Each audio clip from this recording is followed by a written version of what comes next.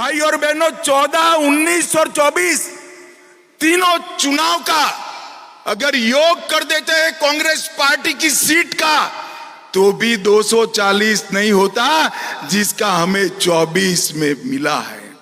मैं आज कहने आया कि इस चुनाव के अंदर देश भर की जनता ने नरेंद्र मोदी जी के 10 साल के शासन पर मुहर लगाने का काम किया है और तीसरी बार मोदी जी को बहुमत के साथ शासन करने का अधिकार दिया है।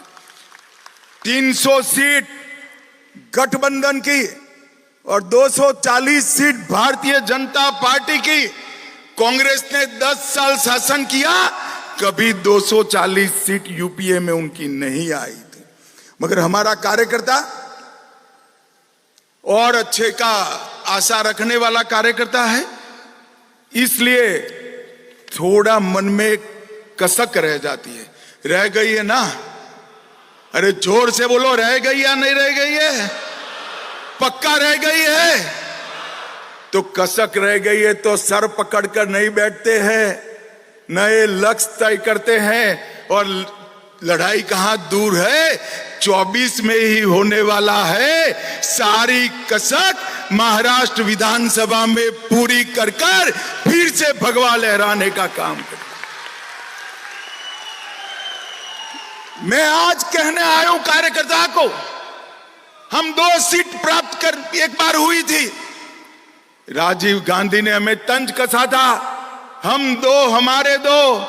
आज 15 साल तक वो विपक्ष में बैठे हैं और 15 साल तक अब निश्चित हो गया है कि देश का शासन भारतीय जनता पार्टी करेगी। ये विजय कोई छोटा विजय नहीं है।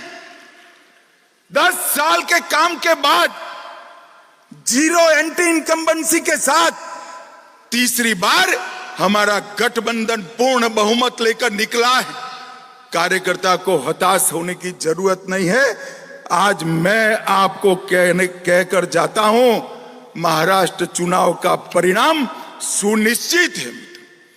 मेरी बात मानकर घर पे जाना, इधर उधर बातों में मत आना। महाराष्ट्र में अब तक का सबसे बड़ा विजय इस चुनाव में मैं दीवार पर लिखा हुआ पढ़ पाता हूं, प्रचंड बहुमत के साथ युति की सरकार बनी और युति की सरकार भारतीय जनता पार्टी के नेतृत्व में बनेगी। आप मेरे शब्द को ढंग से समझ कर रखिए, भारतीय जनता पार्टी के नेतृत्व में युति की सरकार अगले चुनाव में बनने जा रही है।